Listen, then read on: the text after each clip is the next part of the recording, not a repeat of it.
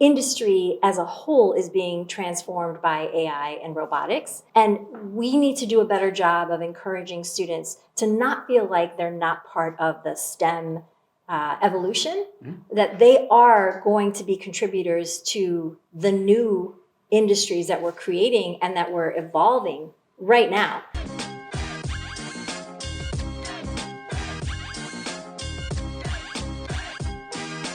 Did you have other entrepreneurial endeavors? Did you have a lemonade stand? Were you I mean, sure, I had a lemonade stand. Of course, yes, I did have a lemonade stand. She said. Well, who doesn't have a lemonade stand when you're 10?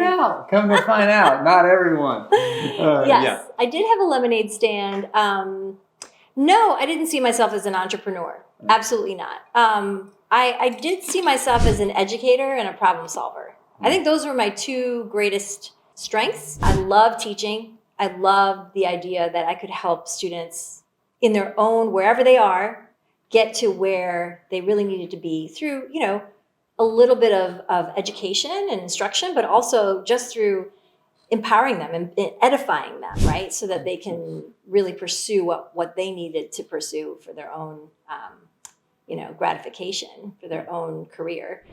And the other side of things was, I always thought of myself as a problem solver. So I have a PhD in computer science, not because I love programming, but I love solving problems. So the whole reason I went to get my PhD in computer science was because I saw that we could solve problems with computer science. And I love that. That aspect of the field really appealed to me. So that's awesome. And so think of any role models / mentors / relationships that you had, parents, grandparents, mentors, real life people that helped navigate you into that entrepreneurial mindset.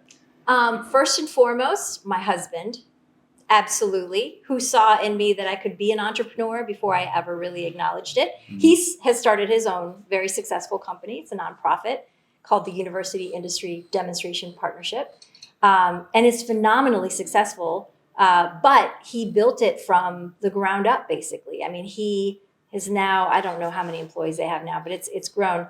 It was because of that, right? Because he acknowledged that I was where I was, and he was able to, okay, you got to work all night? Great, do it. Go do it, right? Yeah. He was there. He had been there, so he understood the commitment and investment it would take, and he was okay with it.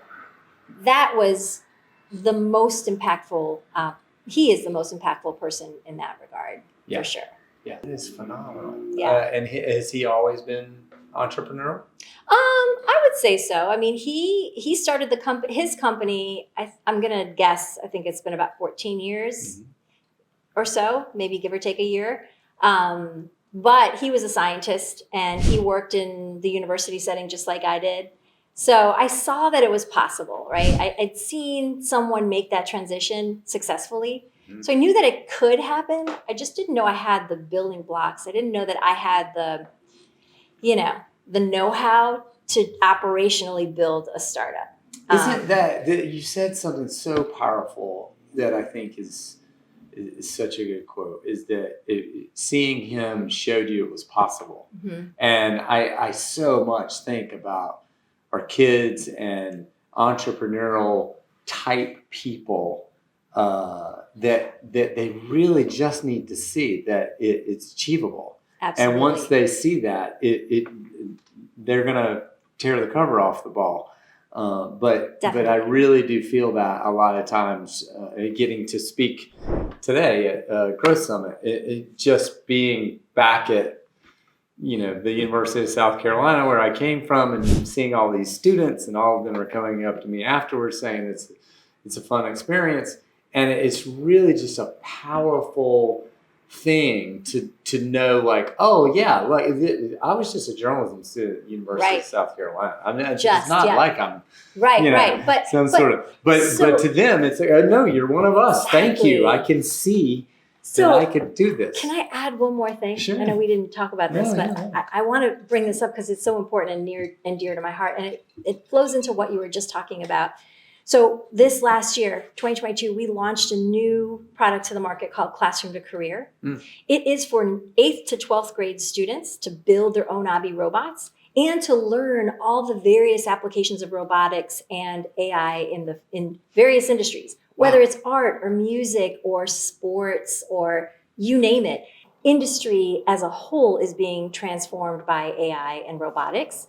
And we need to do a better job of encouraging students to not feel like they're not part of the STEM evolution, that they are going to be contributors to the new industries that we're creating and that we're evolving right now.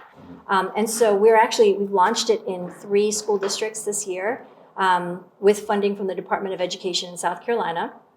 And we are going to be impacting about 2,200 students. So we are so excited because it is an opportunity to bring in non-traditional students, a more diverse population of students into STEM fields and really empower them with, you know what?